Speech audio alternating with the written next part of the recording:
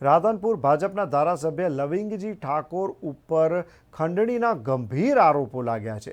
ધારાસભ્યએ આરોપને પાયાવિહોણા ગણાવ્યા છે। ઉત્તર ગુજરાતના રાજકારણમાં ગરમાવો જોવા મળ્યો છે। વેપારીએ ધારાસભ્ય પર આ આક્ષેપો કર્યા હતા અને ધારાસભ્ય વેપારીના ઓળખતા હોવાનો પણ દાવો કર્યો હતો। પાટણ જિલ્લાના રાધનપુરના ભાજપના ધારાસભ્ય લવિંગજી ઠાકોર પર ગંભીર આરોપ લાગતા ઉત્તર ગુજરાતના રાજકારણમાં ગરમાવો આવી ગયો છે। આ અંગે ઠક્કર મનોજકુમાર નામના વેપારીએ પીએમ નરેન્દ્ર મોદી, પ્રદેશ અધ્યક્ષ CR પાટીલ સહિત ભાજપ નેતાઓને લેખિતમાં રજૂઆત કરતા ખળભળાટ મચી જવા પામ્યો છે। ભાજપના ધારાસભ્ય લવિંગજી ઠાકોર પર લાગેલા ગંભીર ખંડણીના આરોપને ધારાસભ્યએ પાયાવિહોણા ગણાવ્યા હતા।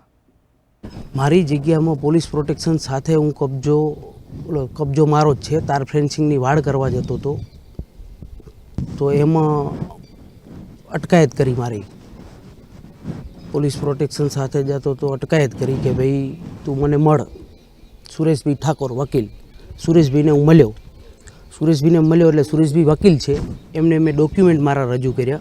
ડોક્યુમેન્ટ રજૂ કરીને કીધું ભાઈ સુરેશભાઈ તમે વકીલ છો, તમે બધું જાણો છો, તમે બધું ચેક કરી લો। તો એ લોકોએ મને એમ કીધું કે આ વિવાદવાળી જગ્યાએ, ભાઈ મારી જગ્યા વિવાદવાળી નથી એનું પ્રૂફ આપ્યું લેખિતમાં કે ભાઈ મારે કોઈ વિવાદને મારે કોઈ લાગતી વળગતી નથી।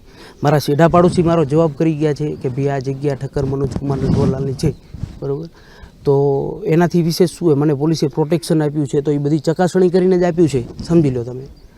તો પોલીસ પ્રોટેક્શન સાથે જગ્યા ઉપર ના જતો, બરાબર। લવિંગબાનું પતાયા વગર જગ્યા ઉપર ના જતો। સુરેશભાઈ કોણ છે? સુરેશભાઈ લવિંગબાના પીએ છે, લવિંગજી ધારાસભ્યના પીએ છે। એમની સાથે કોણ કોણ સંકળાયેલા છે? સુરેશભાઈ રામભાઈ આહિર, સુરેશભાઈ ઠાકોર વકીલ અને એમના છોકરા નરસિંહભાઈ, બાકી જે હોય એમના સાગરીતો ઘણા બધા। જમીનના પાછળ પડે છે અને શુંની પટાવટની વાત કરી રહ્યા છે?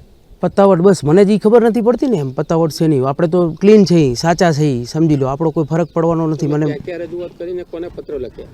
પત્રમાં સાહેબ મેં પહેલી તો અરજી આપી અહીંયા રાધનપુર પોલીસ સ્ટેશન, DYSP સાહેબને, SP સાહેબને, SP સાહેબને આજે અરજી આપી। મને ધમકી બી મળી રહી છે, આમ થશે, ઓલું થશે, પેલું થશે, જોઈ લેશું। ઠીક છે, વાંધો નહીં, આપણે સાચા માણસનો કોઈ ફરક પડતો નથી। પક્ષમાં રત્નાકર સાહેબ શ્રીને આપી અને CR પાટીલ સાહેબને આપી અને નરેન્દ્ર મોદી સાહેબને, વડાપ્રધાનને બી પત્ર લખ્યો છે। બિલકુલ આ આક્ષેપ પાયા વિહોણા છે। હું આવી વાતમાં, પૈસાની વાતમાં, જમીન લે વેચના ધંધામાં પડતો નથી। પણ આ દેવી પૂજકના લોકો મારી પાસે આવ્યા ને વાત કરી કે આ જમીન અમારાથી વર્ષોથી અમારી છે, અમારી પાસે 7-12 હકપત્રક અને ઉતારા છે અને આમાં કોર્ટ મેટર ચાલે છે, છતાં આ લોકોએ એ જગ્યા ઉપર આવીને એમની મનસા ખરાબ હતી અને પોલીસ લાવીને એમની આ જગ્યા પડાવી લેવાનો ઈરાદો હતો। એટલે મેં વાત કરી કે ભાઈ હાચું કરજો, પોલીસને પણ વાત કરી કે હાચું હોય કરજો અને આ દેવી પૂજકની સાચી હોય તો એને આપજો ને એમની સાચી હોય જમીન તો એમને આપી દેજો। આમાં મેં કાંઈ ખોટું કર્યું નથી। મારા ઉપર આક્ષેપ કર્યા એ બિલકુલ તદ્દન છે। એ મનોજ ઠક્કર કોણ છે એને હું ઓળખતો નથી। એમના આક્ષેપ સાચા પડશે અને જો મેં ખંડણી કોઈ વેપારીઓ કને ઉઘરાવી હોય તો એ કે એમ કરવા તૈયાર છો ને મારું જાહેર જીવન છોડી દઈશ।